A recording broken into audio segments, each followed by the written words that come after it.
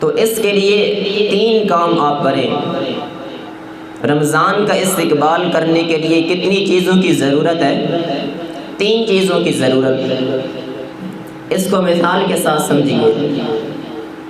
جب ہمارے گھر کے اندر کوئی مہمان آتا ہے، سب سے پہلے ہمیں خوشی ہوتی ہے کہ آج ہمارے گھر اللہ کی رحمتوں کا نزول ہو رہا ہے، کیونکہ مہمان اللہ کی رحمت ہوتے ہیں۔ دوسرے نمبر پہ جو مہمان گھر آتا ہے، اس کے گھر آنے سے پہلے ہم اپنے گھر کو بھی صاف کرتے ہیں۔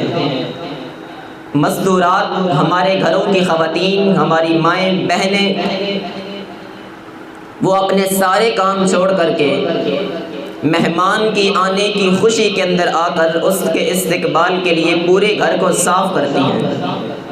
اگرچہ روزانہ ویسے بھی صاف کرتی ہیں، لیکن یہ ایک خاص مقصد ہوتا ہے، اس خوشی کے اندر آ کر گھر کو سجایا جاتا ہے کہ ہمارے گھر آج مہمان آ رہے ہیں۔ اور تیسرے نمبر پہ جب مہمان گھر آ جاتے ہیں، پھر بندہ اپنے کاموں میں مصروف نہیں رہتا، بلکہ اس کے لیے اچھی چیزیں تیار کر کے اس کے پاس بیٹھ کر اس کے ساتھ گپ شپ کرتا ہے، اس کے ساتھ باتیں کرتا ہے۔ کہنے کا مطلب ہے کہ اس کو وقت بھی دیتا ہے۔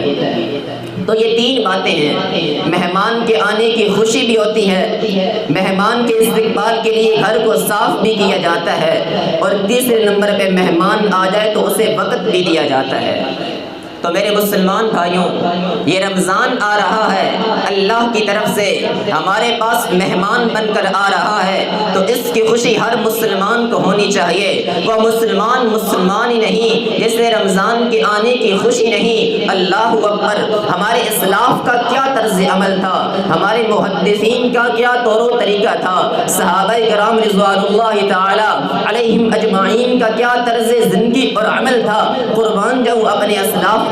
معلّہ بن فضل رحمہ اللہ فرماتے ہیں کہ ہمارے اسلاف 6 ماہ تک دعا کرتے رہتے تھے، اے اللہ ہم تجھ سے التجا کرتے ہیں، تجھ سے دعا کرتے ہیں کہ ہماری زندگی کے اندر رمضان لا دے۔ 6 ماہ تک ہمارے اسلاف دعا کرتے رہتے کہ اے اللہ ہماری زندگی کے اندر رمضان المبارک لے کر آ۔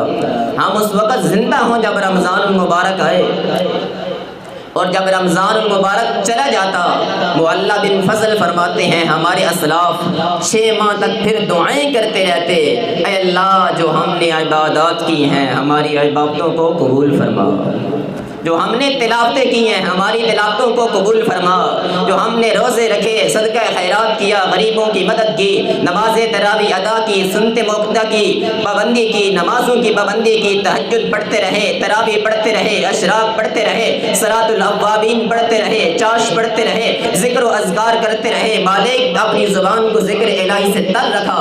ہمارے اسلاف 6 ماہ تک دعا کرتے رہتے، اے اللہ ان عبادات کو اپنی بارگاہ کے اندر قبول فرما۔ تو میرے بھائیوں، جب مہمان آتا ہے تو اس کی خوشی ہونی چاہیے۔ رمضان آ رہا ہے، اس کی خوشی ہر مسلمان کو ہونی چاہیے۔ دوسرے نمبر پہ ہم گھر کو صاف کرتے ہیں جب مہمان آتا ہے۔ یہ رمضان آ رہا ہے، انسان کا گھر اس کا دل ہے، اپنے دل کو صاف کر لیجئے، اپنے دل کو پاک کر لیجئے، اس سے بغض، کینہ، حسد، عناد، دشمنی، بغاوت، لڑائی جھگڑا ختم کر لیجئے، اپنے دل کو پاک اور صاف کر لیجئے۔ یہ مہمان آ رہا ہے، کہیں ایسا نہ ہو کہ ہم اپنے بھائی سے ناراض ہوں اور ہمارا ایک روزہ بھی قبول نہ ہو۔ تیسری بات، مہمان کو وقت بھی دیا جاتا ہے۔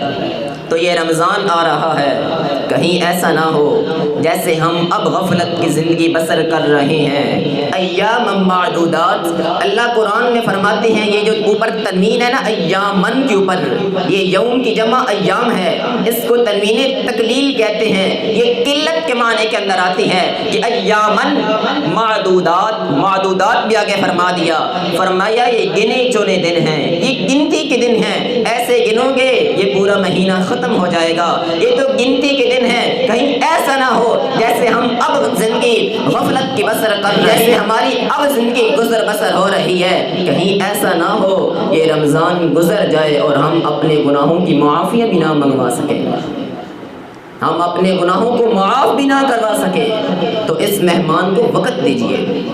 اگلی